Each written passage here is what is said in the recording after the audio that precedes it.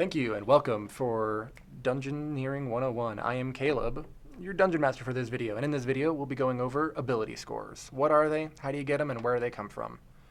First and foremost, what are they? They are the 6 main stats that govern your character's abilities, good or bad, in and out of combat.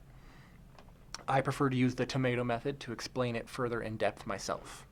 Strength is how many tomatoes you can carry at once. Dexterity is your ability to accurately throw a tomato and hit your target. Constitution is your ability to eat and keep down a rotten tomato. Intelligence is knowing that tomato is a fruit. Wisdom is knowing that tomatoes do not belong in fruit salad.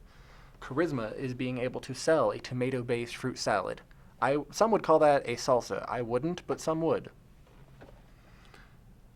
Now, how do you use them? There's plenty of examples of this, but some of the best examples are directly in combat, like strength is when a melee attacker swings his weapon. There are some melee attacks that can use dexterity. Those are finesse weapons, but we'll cover that more when we get to equipment. Dexterity is usually for ranged attacks, like a bow and arrow, a crossbow, maybe through a dart or a throwing axe. Constitution, as we discussed, governs your HP. Generally, your resistance to like poisons and diseases, stuff like that. Intelligence is primarily used by wizards or for other caster classes.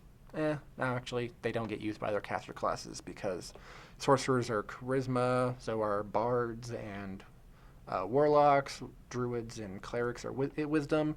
Intelligence is like arcana, history, knowledge stuff. It's your mental acuity and your ability to recall information, I believe is what the book says. Wisdom, like common sense, really. You use it for perception. Perceptions, when you walk into a room, boom, you see the room. Investigation is where you're looking for something in particular in that room, like you're looking for a painting on the wall, and it's going to be on the right wall. But perception is you walk into the room and you see 5 enemies. Different situation. Yeah. And then where do you get them from? Well, generally your DM will go over with how he prefers stats to be done in that game. Myself, I usually use the rolling method, which is 4d6, drop the lowest one. I sometimes have my players re-roll ones, depending on how generous I am. But there are other methods, like some DMs let their players roll a d20, some do a couple of d10s. I've heard of 6d4 once, that was kind of interesting. But yeah, talk with your DM, go with whatever preferred method he chooses. There's also point buy and stat array. Point buy is like you set all of your numbers to a certain number, like 8 or 10, depending on what system you're using, game-wise.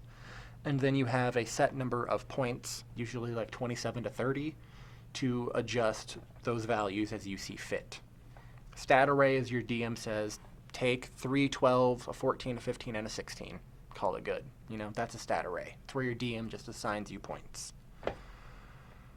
I think that pretty much covers everything. Yeah, charisma can be used to intimidate. I didn't go over that. Join with us next time where we go into races. This has been Dungeoneering 101, and I was Caleb, the DM for this video. Thanks for watching.